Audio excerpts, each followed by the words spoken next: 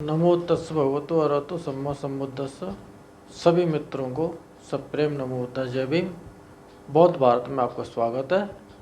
दीघ निकाय का पोटपाद सूत्र शुरू होता है।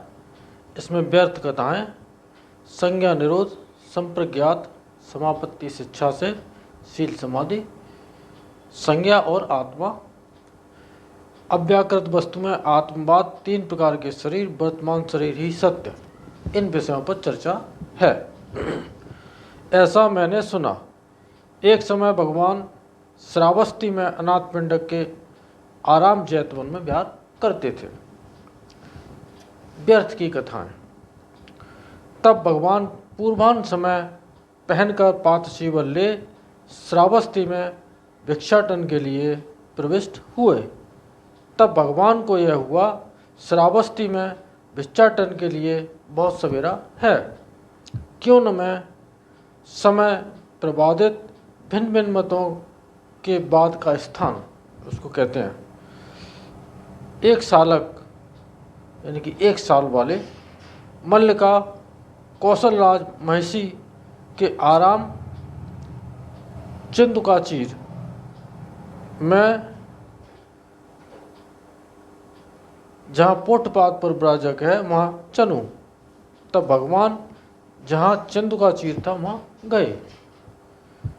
उस समय पोटपाद पर विराजक राजकथा, चोर कथा, महात्मा कथा, सेना कथा, भय कथा, युद्ध कथा, अन्न कथा, पान कथा, वस्त्र कथा, शयन कथा, गंध कथा, माला कथा, याति यानी कुल कथा, यान यानी कि युद्ध यात्रा कथा, ग्राम कथा, निगम कथा, नगर कथा, जनपद कथा, स्त्री कथा, सूर कथा, विशाखा कथा, कुंभ स्थान यानी कि पनघट की कथा, भूत प्रेत की कथा, नानात्व कथा, लोक आख्यायिका, समुद्र आख्यायिका, इत भवाभय, ऐसा हुआ ऐसा नहीं हुआ, ये कथा आदि निरर्थक कथाएं कहता, नाद करता, शोर मचाता, बड़ी भारी प्रव्राजक परिषद के साथ बैठा था। इतने प्रकार की कथाओं के नाम यहाँ पर आए। ये कथाएं पहले चलती थी और इनके मॉडिफाइड जो रूप में आज भी चलते हैं। पोटपाद प्रवाजक ने दूर से ही भगवान को आते हुए देखा। देखकर अपनी परिषद से कहा, आप सब निःशब्द हो यानी कि शांत हो जाओ। आप सब शब्द यानी कि शोर मत करें, श्रमण गौतम आ रहे हैं। जो उनका संग एकदम शांत बैठता था, कोई सन्नाटा नहीं, किसी खांसी और छींक की भी आवाज़ नहीं आती थी। वह आयुष्मान निःशब्द प्रेमी, निःशब्द प्रशंसक है। परिषद को निःशब्द देख संभव है इधर आए। ऐसा कहने पर वही परिव्राजक चुप हो गए। जो ड्रामा तो ड्रामा है, अभी हल्ला मचा लो और फिर चुप हो जाओ। तब भगवान जहाँ पोटपाद परिव्राजक था वहाँ गए।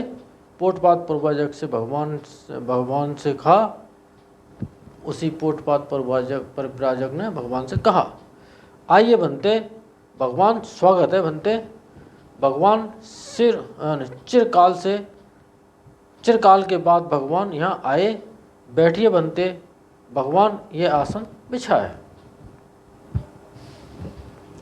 भगवान विषय आसन पर बैठ गए। पोटपाद पर विराजक भी एक नीचा आसन लेकर एक ओर बैठ गया। एक ओर बैठे हुए पोटपाद पर विराजक से भगवान ने कहा, पोटपाद किस कथा में इस समय बैठे थे? क्या कथा बीच में चल रही थी? ऐसा कहने पर पोटपाद परिव्राजक ने भगवान से कहा, संज्ञा निरोध, संप्रज्ञात, समापत्ति शिक्षा से, इस विषय पर। और पोटपाद ने भगवान को जवाब दिया, जाने दीजिए बनते इस कथा को, जिस कथा में हम इस समय बैठे थे। ऐसी कथा बनते भगवान को पीछे भी सुनने को दुर्लभ न होगी। पिछले दिनों के पहले बनते कौतूहलशाला में जमा हुए नाना तीर्थों यानी कि पंथों मतांतरों के जो लोग थे के श्रमण ब्राह्मणों में अभिसंज्ञा निरोध एक समाधि की कथा चली थी। वो अभिसंज्ञा निरोध कैसे होता है, वहाँ किन्हीं ने कहा बिना हेतु बिना प्रत्यय ही पुरुष की संज्ञा चेतना उत्पन्न होती है, यानी कि बिना कारण के बिना किसी कारण के और ये शरीर और इसमें जो चेतना यानी चित्त है उत्पन्न हो जाता है। निरुद्ध भी होती है, वह उस समय संज्ञा रहित असंगी होता है। इस प्रकार कोई कोई अभिसंज्ञा निरोध का प्रचार करते हैं। उसने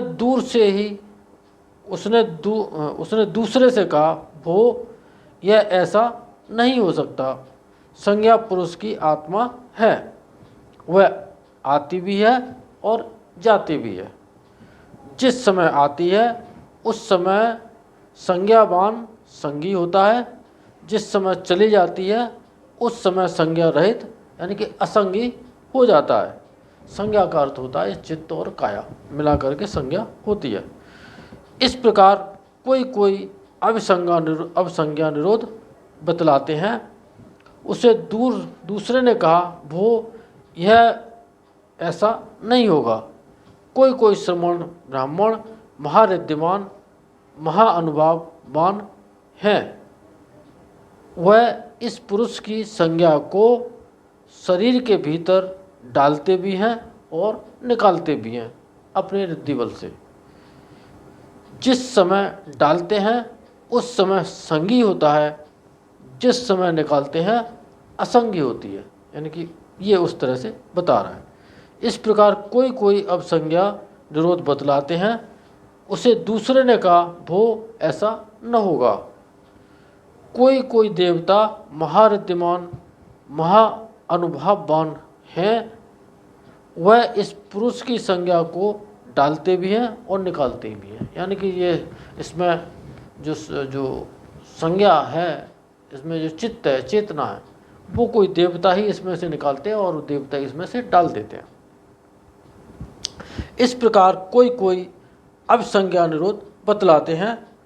तब मुझको भंते भगवान के बारे में ही स्मरण आया, अहो अवश्य वह भगवान सुगत हैं जो इन धर्मों में चतुर हैं। भगवान की अभिसंज्ञा निरोध के प्राकृतिक स्वभाव हैं। कैसे भंते अभिसंज्ञा का निरोध होता है। अब पोटपाद ब्राह्मण ने और परिव्राजक ने और भगवान से ये सवाल किया।